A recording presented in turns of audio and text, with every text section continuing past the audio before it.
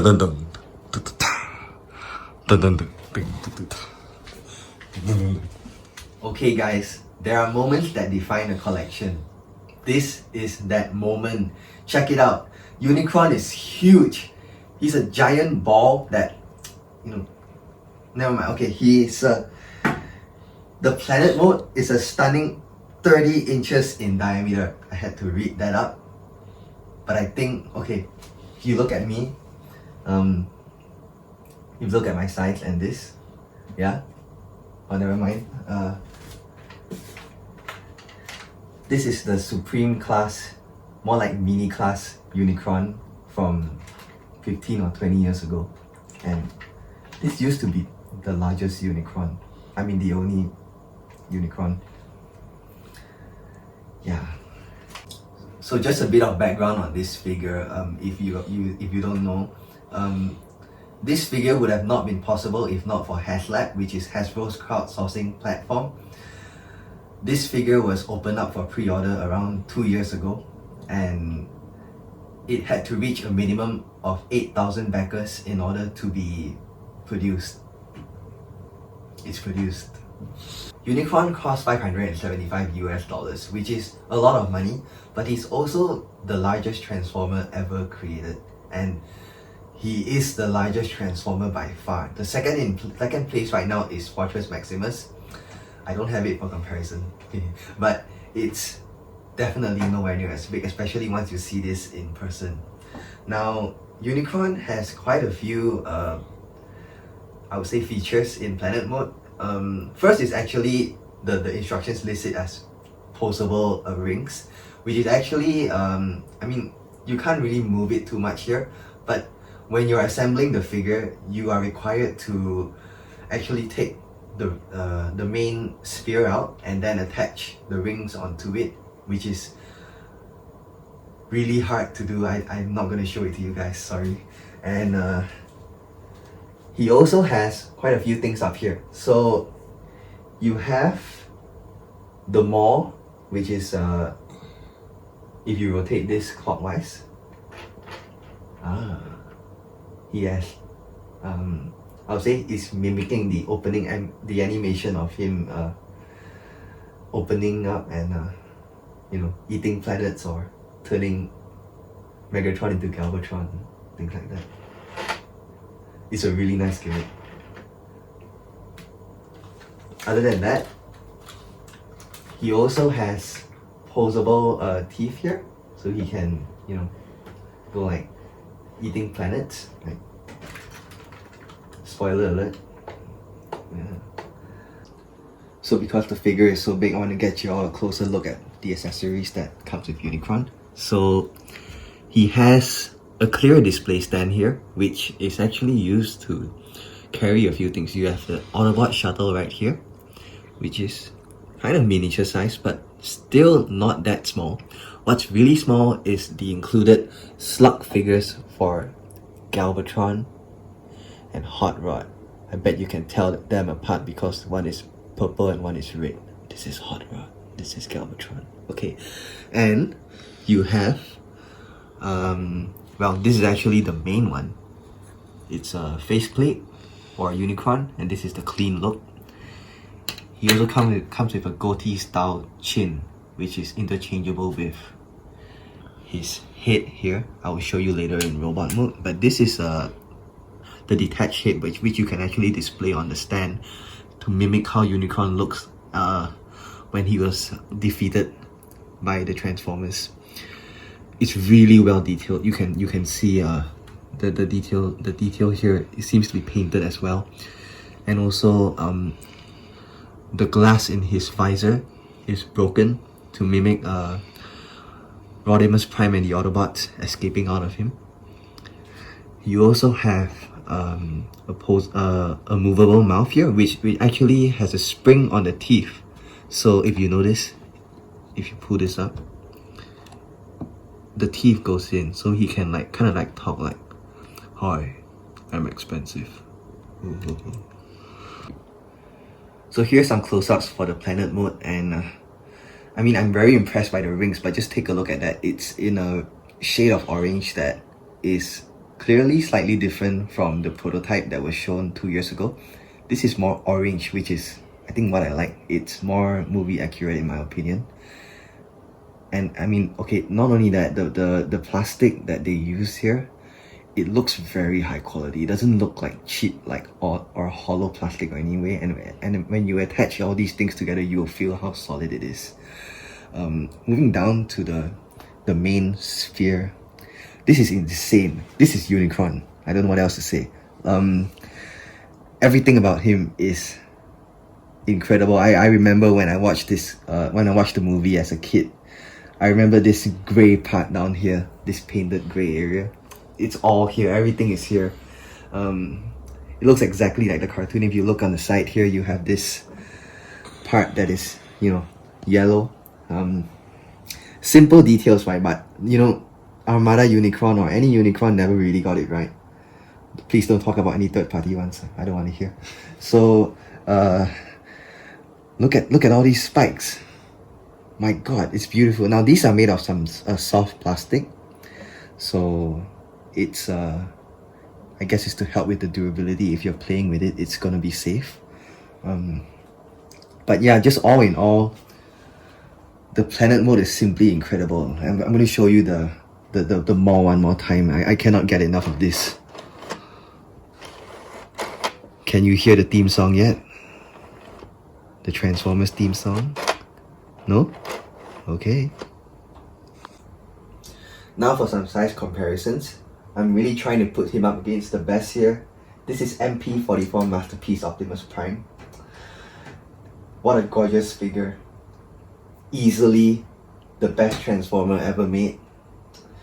Now potentially dethroned by this guy. As you can see, Optimus is a lot smaller than Unicron. I'd also like to do some more comparisons. I purposely purchased this figure so that we can pair him up because he's easily the best companion to Unicron. So please like and subscribe.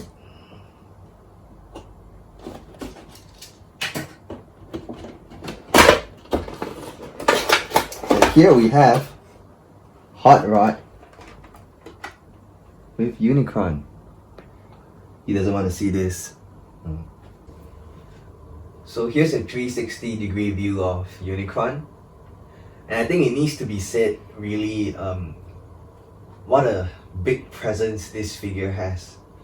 It's, you know, it's really wide, and the whole sphere is also perfect all around, really. It's just a, you know, nice circle. The back detailing is also extremely nice. Look at that. It's so movie accurate. And then you have the rings, which is uniform to the entire planet. And check this out. Unicron comes in a beautiful instruction booklet. This is not like the normal things that you get with a normal Transformer figure. This is fully colored. And it's, you know, very nice. Every page is colored. You've got descriptions of Unicron designed by Haslab. You have various quotes from Unicron specifications. 27-inch tall robot mode, which we will be seeing soon. 50 points of articulation. And it weighs 16 pounds. You've got, you know, assembly instructions. And now, on to the transformation. So, we're gonna start by removing the joints holding the rings together. So, remove it from the top here. Now, these are pretty tough to remove if they are not loose, and I think it's to keep a very solid a fit for the figure, which is great. But it can get difficult during transformation. You gotta be slow with it. Remove it from the bottom as well.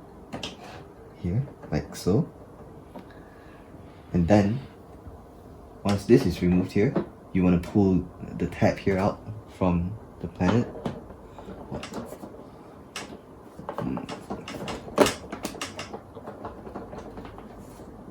Doesn't want to come out.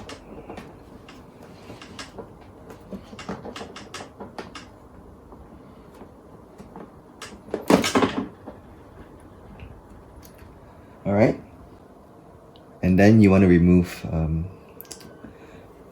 the tab holding this in place.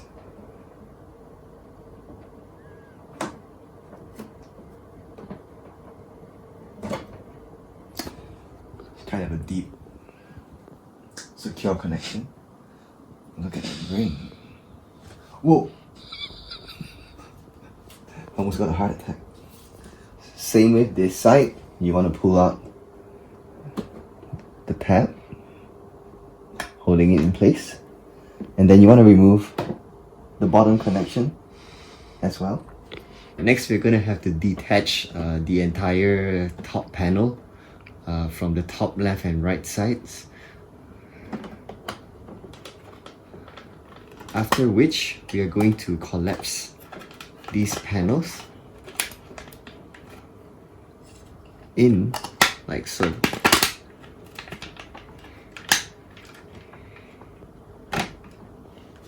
Now with the upper panels done, we're going to move down to the lower panels. First, we have to detach this entire assembly and collapse these panels just like what we've done for the top.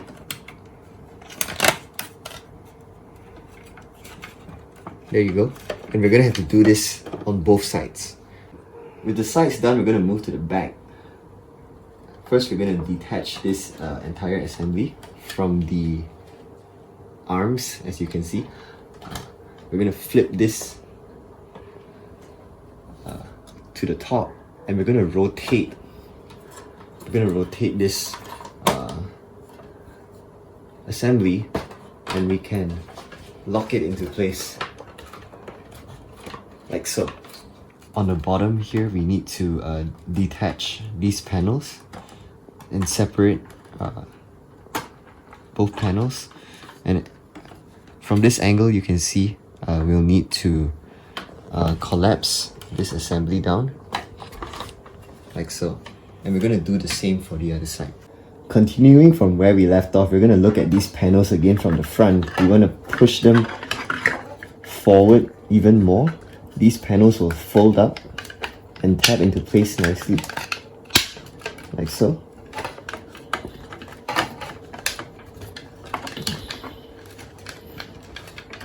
And what you want to do is, you want to combine both assemblies together and tap them into place nicely. Moving on, we're going to detach these soft plastic bits. These are the thorns. They'll swivel down like so. Moving on here, we'll detach this portion as well. And this, along with the main horn, will swivel down like so. This next step is an interesting one. I've read that the designers have intended for the arms to fold out of the planet mode, just like how it did in the movies. And we're gonna try that out right now.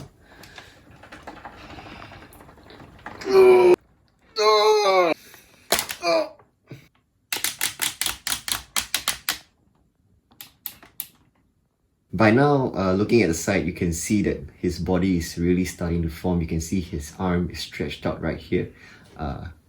What we need to do now is collapse this entire piece of his arm and tab it into his chest piece in the center, like so. At the back here, now you can see that his legs are folded up. We would want to separate them like so. The foot pieces, we want to spread them open and push the entire leg assembly down to the bottom. Moving back to the front, we want to try to fold all these planet pieces to the back to form his backpack.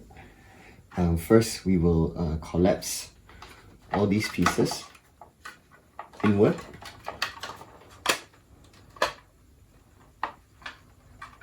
This will fold up in here. and collapse to the back as such. At the back, there's this sliding mechanism where upon folding the backpack, you'll have to lift this up and try to get it to slide down. And there are these grooves where these parts have to fit right in. Now, to lock everything into place, this locking mechanism has to tab in here first before tabbing in to the body itself, like so. And these horns can be positioned upward. Now for the legs, we have all these panels that we'll need to fold to the back. Starting off with the one on the side, we'll pivot this joint downward and bring it around to the back and tab it right into place. For this side piece, this will also fold in nicely up into here, and this piece will help lock everything into place. Moving back to the front, for his hands, the transformation is exactly like the movie once again. All you have to do is slide the arm pieces up and bring his fingers up.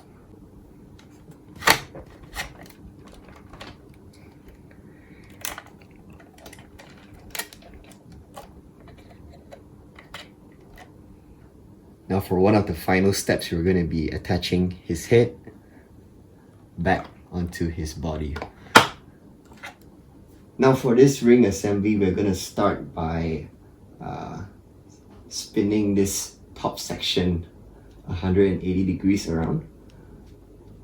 We are going to bend this downward. This joint, we can bring this down.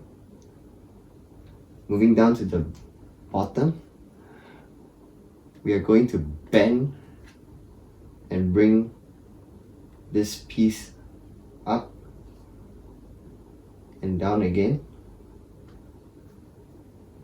This pointed end, we want to bring it to face downward, and then we'll rotate this lower piece up like so.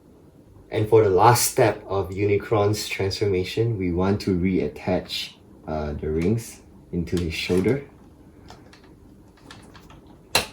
We'll plug this in fully, and then we'll rotate the entire joint down like so. And Unicron's transformation is finally complete. Unicron, see this?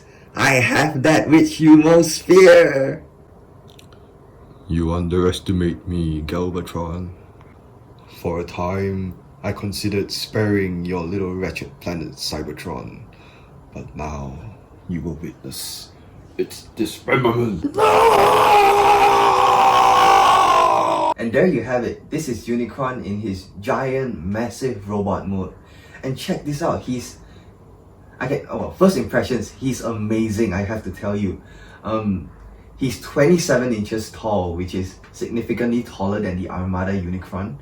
And everything about this figure screams the 1986 movie. If you know, when I was transforming him after that, everything about him reminded me of the soundtrack of the 1986 movie, like the theme song, the touch there, all those music, you can hear it in your head.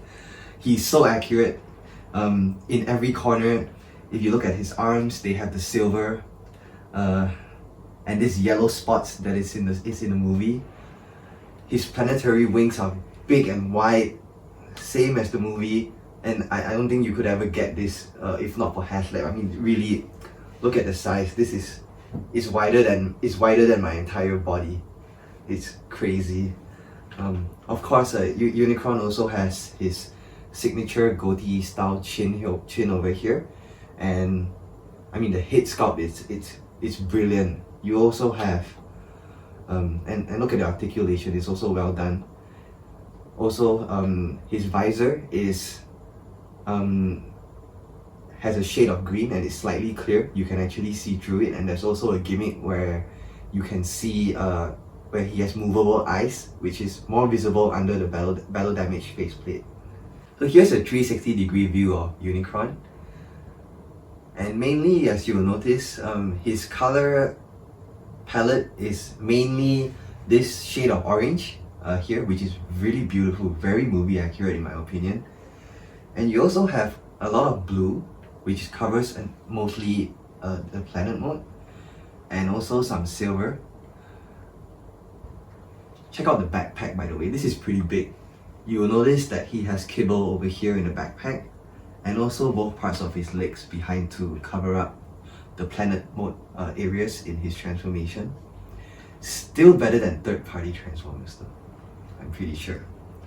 Now, other than those three colors, you also have a bunch of red paint here for the abdomen area, which is really nice. I have to say the paint job is, to be honest, really well done, because I have to say that during the entire transformation, which took me around 4 hours, a long time, a lot of it involved removing parts of the planet mode. So like if you look here, all these areas have to be removed, like unpacked and then folded into, you know, like into his backpack, or same goes with both of his feet. Now I want to address the kibbles, because even though they may not look the best in the context for this figure, after playing with it, I can see what Hasbro is going for, because the way it's designed is extremely solid, right? Like really, all the joints here that you see, by the way, all in ratchets, I'll show you later, they are extremely tight and very well reinforced. Even, you know, the way the figure weights goes around the stand, during the entire transformation, the stand did not fail me at all. I was able to perform the entire transformation while he was being held onto the stand. And I don't think all this would have been possible if, you know, if all these panels would suddenly be able to be incorporated inside his shoulder or be folded into his legs. Now for some size comparisons, here's Unicron, War for Cybertron Unicron, along with Armada Unicron. And I mean, seriously, check that out. I remember being a kid and getting Armada Unicron as a present, and it was the most amazing thing that's happened to me, because it was the biggest toy I ever owned. And Armada Unicron is actually right now standing at around 15 inches up to his horns. Unicron from War for Cybertron is around 27 inches tall, and I think it really speaks for itself. If you look at the comparison, there is no comparison here. Even Unicron's wings, they span out so wide. I think this could be as wide as probably 3 of these Unicrons, and it's absolutely massive. So I think, you know, this is a Supreme class figure. Obviously, if you have a Titan class figure like Fortress Maximus, those are pretty big, but they really do not get as wide as Unicron. For some more size comparisons, here is him with Optimus Prime and masterpiece movie Jazz.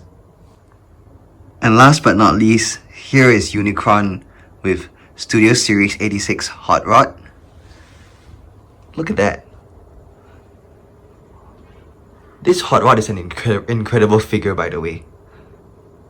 And he's so tiny in comparison to Unicron.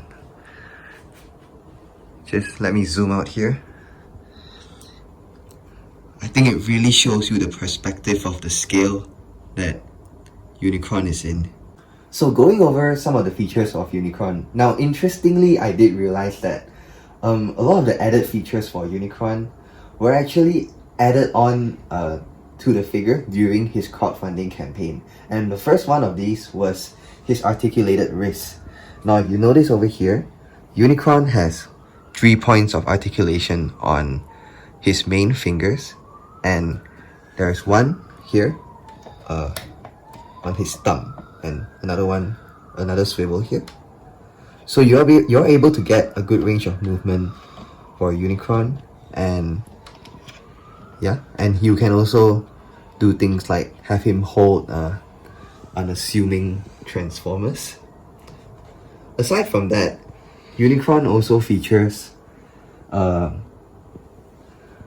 head with movable eyes inside, and this is interesting because I've tried to, even with a bright light, tried to spot the moving eye gimmick from outside of the face, but to be honest, you will not be able to really see it under the clean faceplate. But I'll show you the damaged faceplate in a bit. Other than that, he also has his goatee style chin here, which is also replaceable. Let me show you this one. So this features teeth as well, and this is also spring loaded, and you can perform the opening look. Now I'm gonna remove this faceplate. Okay, I'll just remove the entire head because we can actually do that. So Destiny, you cannot destroy my destiny.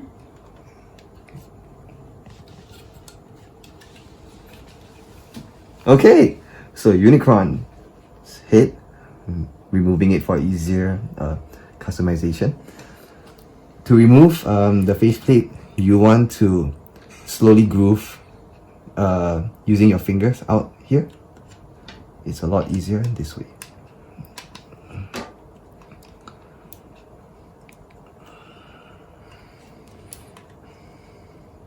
Okay, slowly. You want to be careful with your Unicron.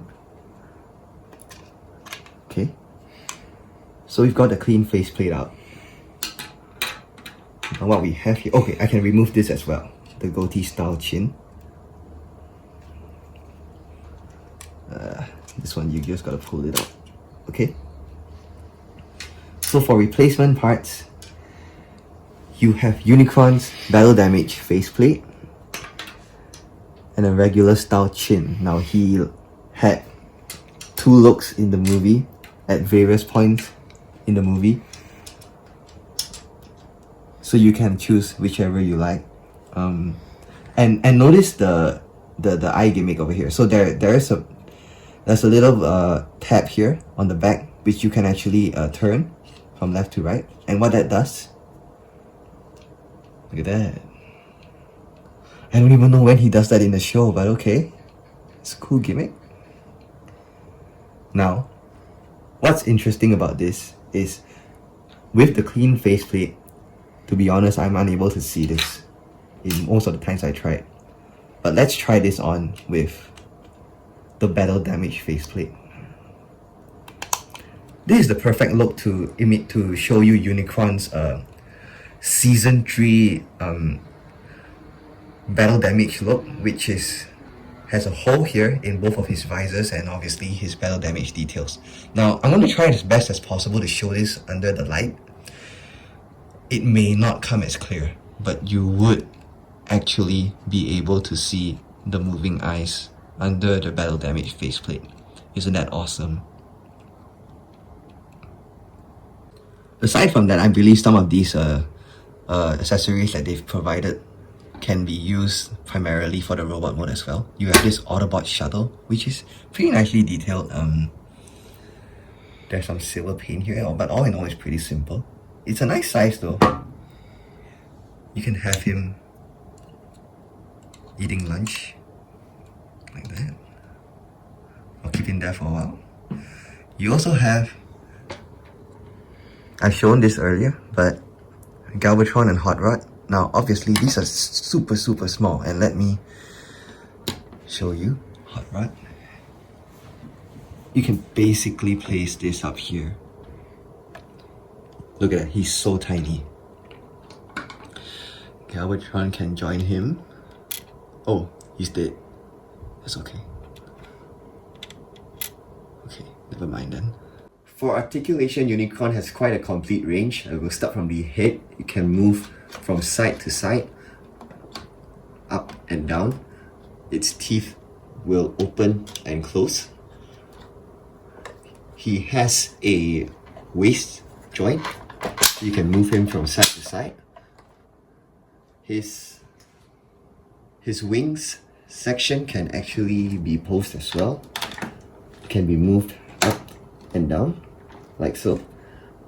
His shoulder parts will be able to move up and down, outward and inward. At his arm, he can move side to side. He has a elbow joint that moves up and down.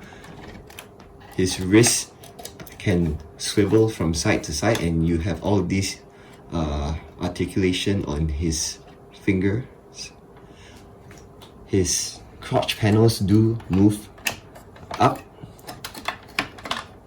on all sides, including the back, and you can see that he has leg joints to enable a full range of articulation in this area.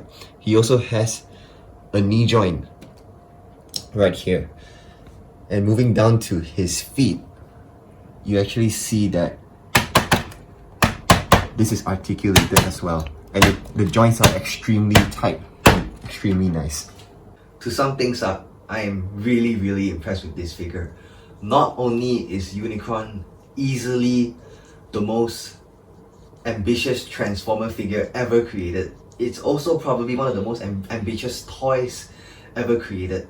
I think we've never or rarely really had the chance to transform a figure from the alternate mode, the planet mode, to a robot mode that is so big, and everything about it. I mean, really, the paintwork is good. There are some flaws with the kibble, of course, with the backpack and the feet, but seriously, after seeing it in person, all this is forgivable and you will not notice any of these flaws. I even believe that Unicron may be very well worth his price tag, no matter how high it was. And yeah, that's it. Thank you for watching. If you like what you see, please don't forget to subscribe, and I'll see you in the next video.